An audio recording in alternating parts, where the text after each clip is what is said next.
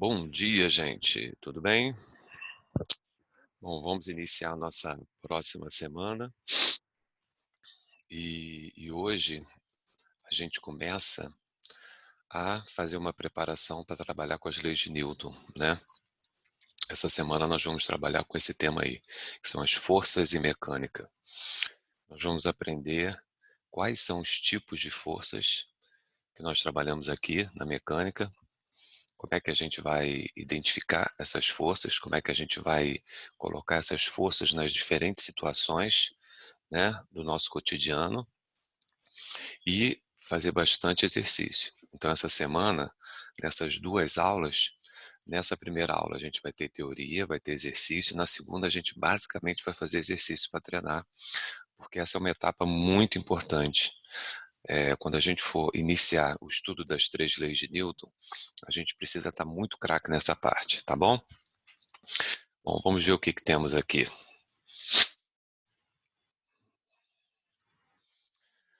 Bom, vai uma força aí.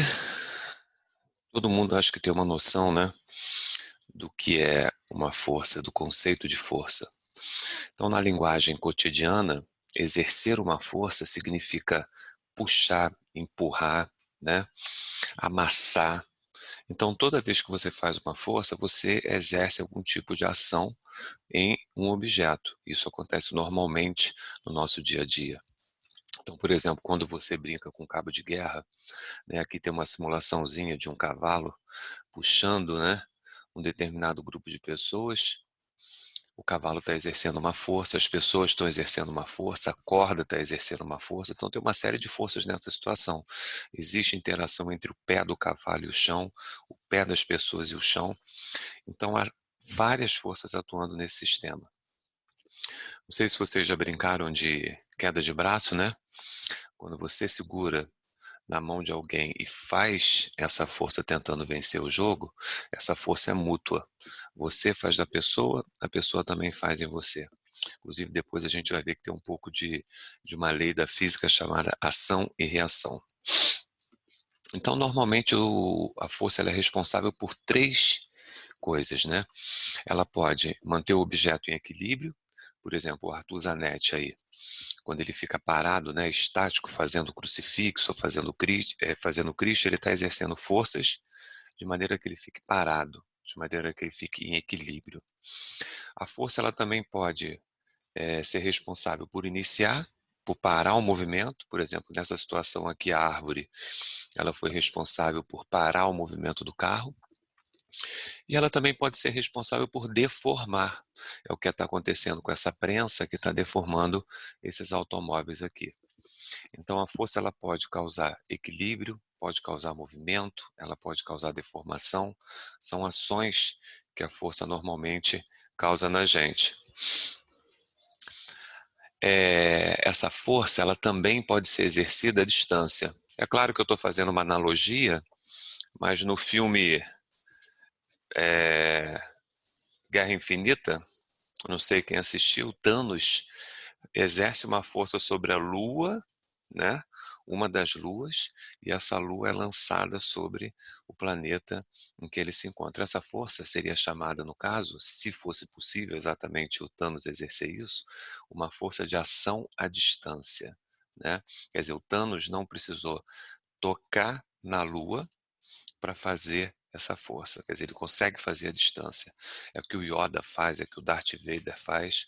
Claro que no mundo da fantasia, mas no mundo da física existe sim forças que atuam à distância, né? Você não precisa estar encostado para essas forças atuarem.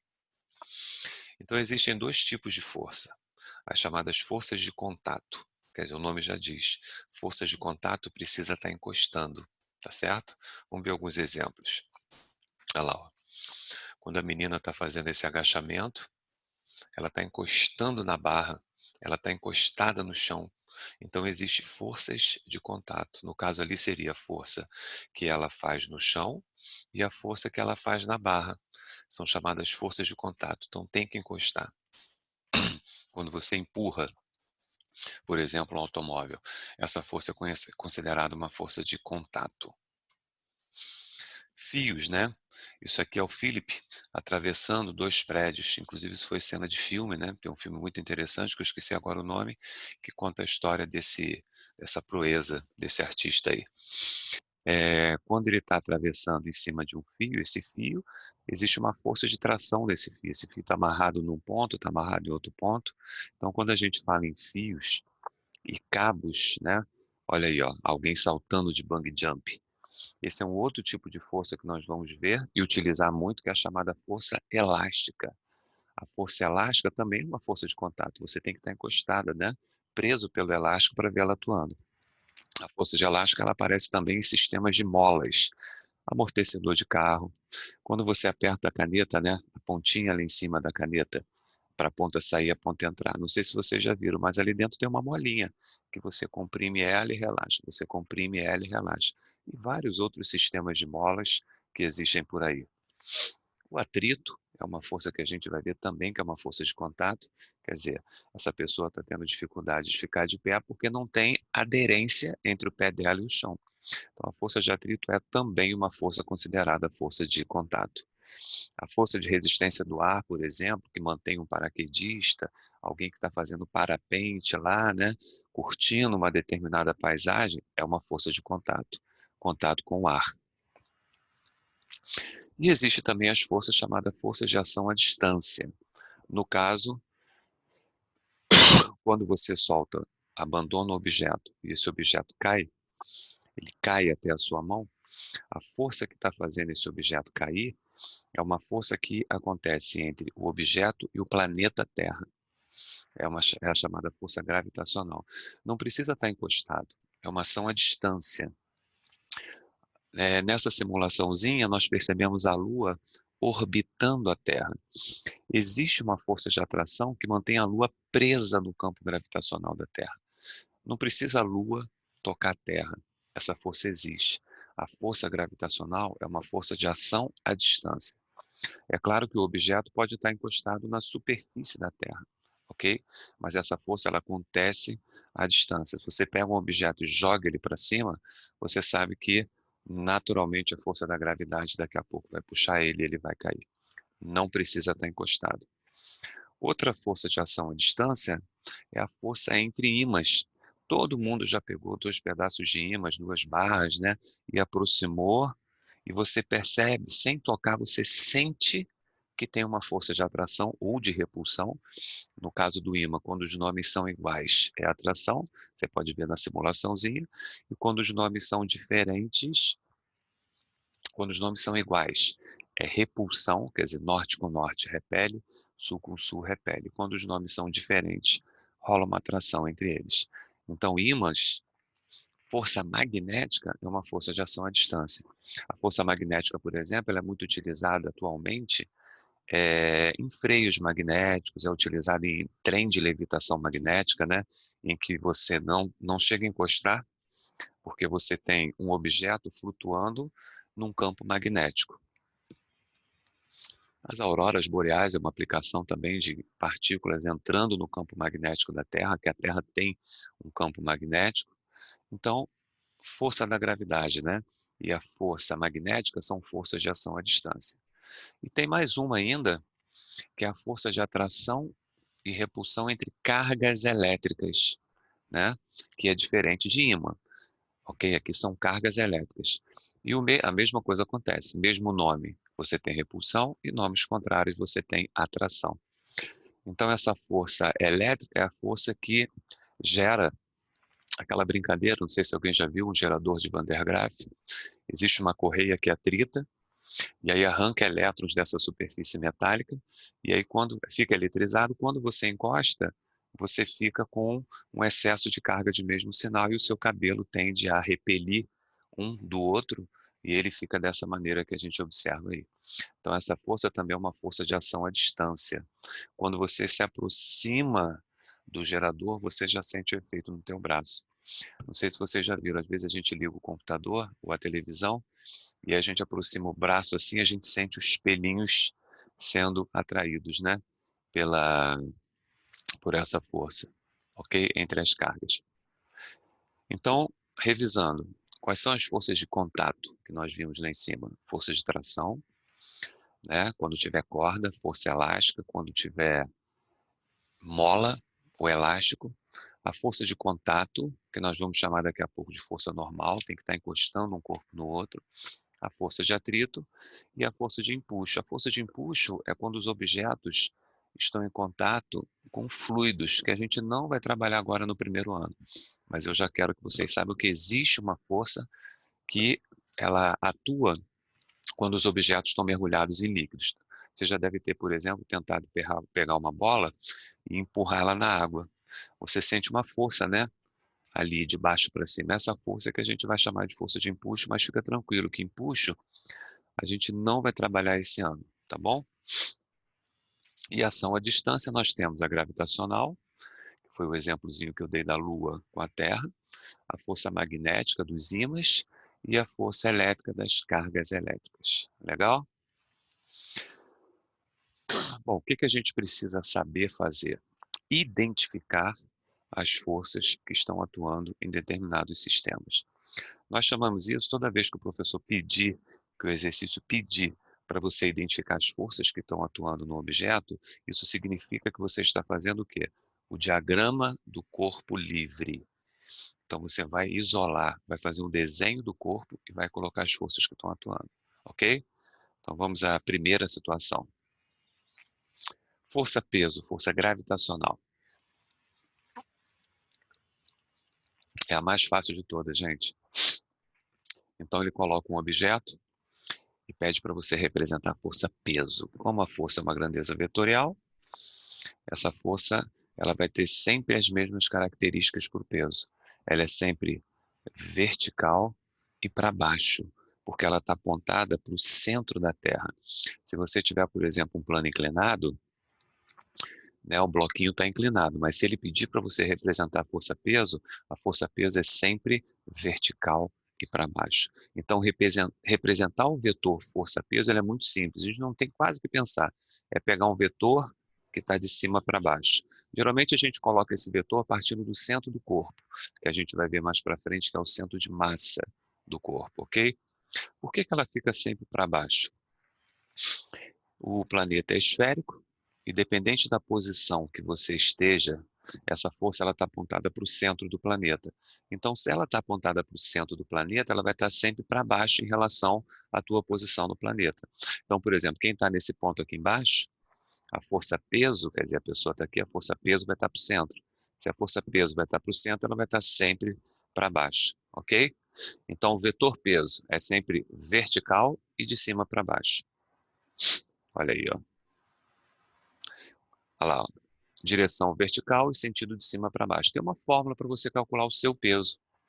É só você pegar a sua massa e multiplicar pelo g, que é a aceleração da gravidade.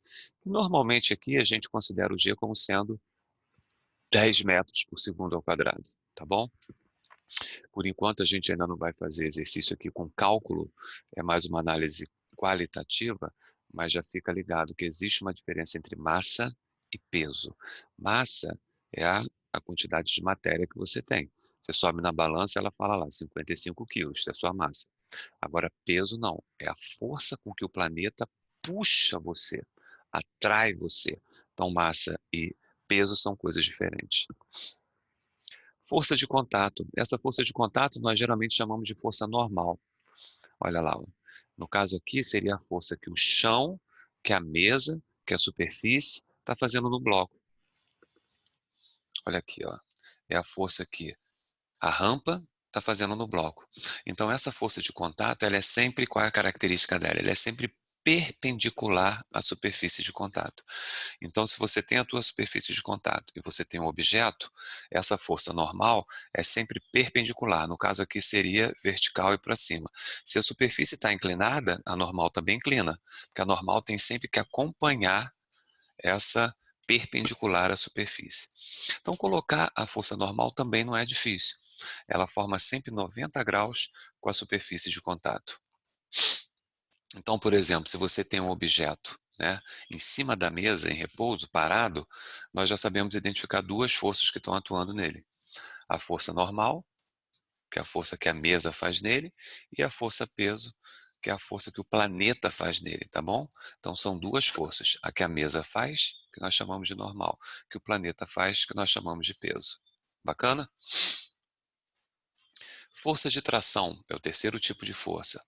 São forças que atuam em fios e cabos. Então, por exemplo, você tem um corpo pendurado por um fio, a força de tração é a força que o fio está fazendo nesse bloco. Na segunda situação, é a força que o fio está fazendo nesse bloco. Então, a força de tração ela vai aparecer toda vez que você tiver fios, que você tiver cabos no teu sistema. Ué, Sandro, mas aqui não tem peso, não tem normal? Tem. É porque eu estou identificando separadamente cada uma. Se a gente fosse representar todas as forças aqui no mesmo desenho, nesse primeiro desenho eu ia ter que colocar força-peso, no segundo eu ia ter que colocar outras forças, normal, atrito, peso, mas eu estou identificando só a força de tração. Força elástica, que é muito parecido com a força de tração, né? Só que o elástico ele deforma. Então olha lá, ó. Opa, olha lá, ó. Essa força que eu estou chamando de força de tração aqui, na verdade ela é uma força elástica, ok? É a força que a mola está fazendo no objeto. Força de atrito, então por exemplo, esse bloco, ele está parado aí, né?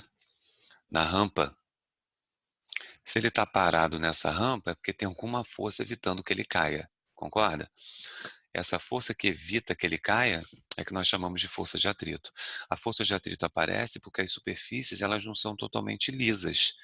Então é comum você inclinar alguma coisa, colocar um objeto e ele não escorregar.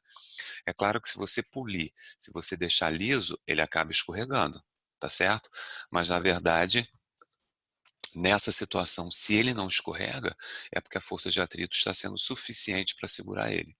Então, por exemplo, quando você tenta arrastar uma caixa e você sente essa dificuldade é justamente porque a força de atrito ela está se opondo ao movimento. Então, quando você tenta puxar, a força de atrito está para trás porque as superfícies não são lisas. Quanto mais lisa a superfície for e o objeto, menor vai ser a força de atrito. Então, mais fácil você consegue puxar, tá bom? Aí, por exemplo, uma situação interessante da força de atrito, né? Quer dizer, duas montanhas e uma pedra presa entre as duas aí, né? Quer dizer, a força de atrito mantém essa pedra nessa situação de equilíbrio. Olha como é que o atrito é importante. O atrito entre as mãos desse, né, alpinista e a pedra é que mantém ele ali preso em equilíbrio e subindo cada vez mais. Mas o atrito também pode gerar problema, né? Falta do atrito, olha o que acontece nessa essa estrada aí, muita água, aí aparece a aquaplanagem, né? O atrito diminui e você vê o carro e o caminhão, né, derrapando nessa pista aí, ok?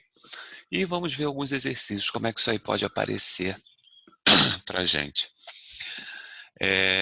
Esse DCL é o que ele chama de diagrama do corpo livre. Então a gente vai ter que realizar o diagrama do corpo livre desses objetos selecionados aí. Na primeira situação eu tenho um bloquinho em cima de uma mesa, na segunda situação uma esfera encostada na parede no chão, e na terceira um bloquinho aí numa rampa, ok? Todos parados, tá, gente? Vamos considerar que eles estão parados. Então vamos fazer o diagrama do corpo livre deles. Olha a primeira situação. Forças que estão atuando, vamos lá. Temos a força normal, que é a força que a superfície está fazendo no objeto. Temos a força peso, que é a força que o planeta faz no objeto. Então, o peso é sempre para baixo e a normal, como a normal está na horizontal, como a superfície é horizontal, a normal é perpendicular, então ela tem que ser vertical e para cima. Legal? Segunda situação. Quais são as forças que estão atuando nessa esfera aí? Força peso, vertical e para baixo, mais o quê? Força normal. Essa normal eu chamei de NC porque é normal com chão. Quer dizer, a esfera está encostada no chão, então tem uma normal para cima. Mas você repara que a esfera também está encostada na parede. Então a parede também está fazendo uma força na esfera, que nós podemos chamar essa força de NP, quer dizer, normal na parede. Então, existem dois contatos com a parede e com o chão, então tem duas forças normais. E a força peso, que é a força que o planeta faz. Legal? Próxima situação. Olha lá, rampinha, forças que estão atuando, força peso. Lembra que eu falei que o objeto está parado, né? Força normal, quer dizer, sempre fazendo 90 graus com a superfície, perpendicular ao plano. E a força de atrito, porque se esse objeto está parado, é porque tem que ter uma força segurando ele, que nós chamamos de força de atrito, porque a superfície não é totalmente lisa, ok? Então, nessas três situações, nós analisamos, identificamos as forças que estão atuando no objeto. Isso significa realizar o quê? O diagrama do corpo livre desse objeto, ok? Olha essa situação. Indicar o diagrama do corpo livre do bloco em equilíbrio, ok? As cordas estão tensionadas, quer dizer, essa corda aí não está frouxa não, elas estão exercendo força, tá bom? Então aí nós temos a corda 1, temos uma corda 2, temos uma corda 3 e temos um bloco ali preso. Quer dizer, um bloco preso por 3 cordas. E a gente tem que ver qual a opção correta das forças que estão atuando, tá bom? Eu vou isolar o bloco, vou colocar o bloquinho separado e vamos começar a colocar as forças. Primeira delas, o peso. Essa é fácil, a gente sabe que é vertical para baixo. Temos uma tração aqui para a direita, que é a força que essa corda está fazendo. Temos uma tração para a esquerda, que essa corda da esquerda está fazendo, né, puxando o bloco para cá, quer dizer, uma puxa para a direita, o outro puxa para a esquerda. Acaba que o bloco fica parado ali. Então você tem duas forças, né, na direção horizontal. E também tem uma cordinha para cima, né, gente? Evitando que esse corpo caia. Essa tração a gente pode chamar de tração 3. Ou seja, nesse exercício existem 4 forças atuando nesse objeto. Tração 1, tração 2, tração 3 e a força peso. Legal? Então, com isso, o gabarito vai ser letra A. 4 forças atuando. Rampa sem atrito. Ele está te dando um bloquinho e esse bloquinho está aí parado, né, nessa rampa que não tem atrito. Quais são as forças que estão atuando? Força peso, está em todas, né? Vertical e para baixo. Força normal, que a superfície está fazendo no bloco. E essa última força que nós vamos chamar de força elástica. Lembra que lá atrás, quando apareceu o elástico e mola, eu usei um T, né, como se fosse uma força de tração. Mas para diferenciar, quando for fio e cabo, a gente usa T. Quando for mola, a gente usa Fel, que é a força elástica.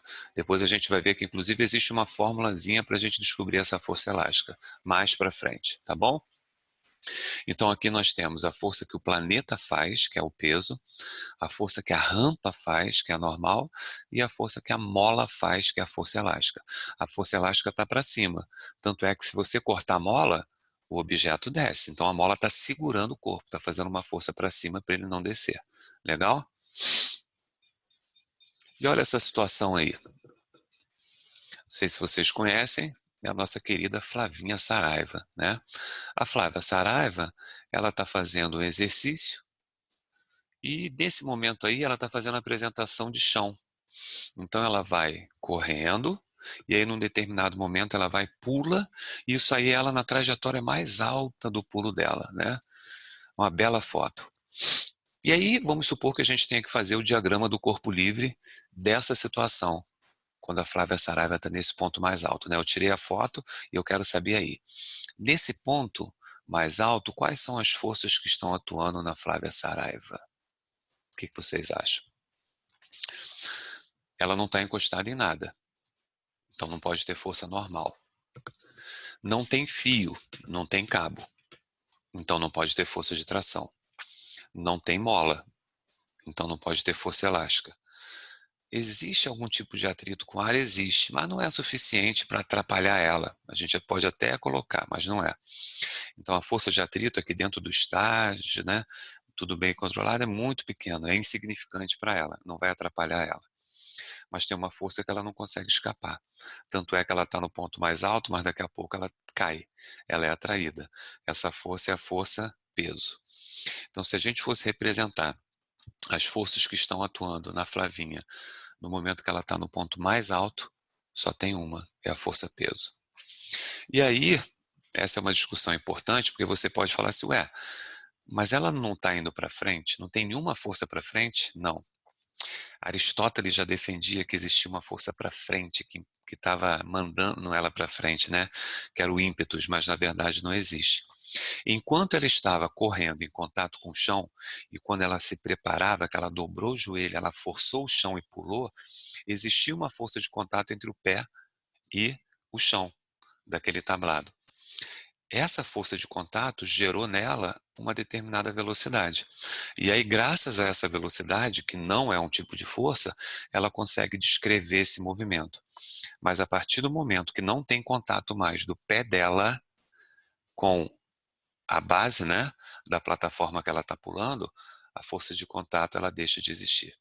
Então não tem nenhuma força empurrando ela para frente. Ela está indo para frente porque ela tem velocidade, mas não tem nada empurrando ela, tá bom?